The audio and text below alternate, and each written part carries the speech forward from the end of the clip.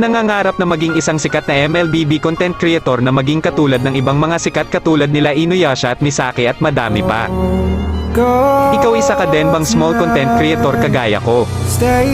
Ako kasi noon nung wala pang nagsusuporta sa akin ay nag-upload pero nagsimula talaga ako mag-upload sa TikTok. Alam nyo ba kahit 5 views lang ang video ko ay natutuwa pa rin ako kasi may nanonood sa akin. At kahit pa man ganun ay hindi pa rin ako tumigil sa pag-upload kahit na pangit ang video na ina-upload ko. Lagi kong iniisip na kung may pag-asa ba ako na maging katulad ng mga sikat na content creator. Alam nyo ba na kapag may maglalib ay lagi talaga akong humihingi ng skin sa mga sikat na content creator. Wala kasi ako skin noon hahaha simula nung na-download ko ang injector ay nagagamit ko na ang mga dream skin ko.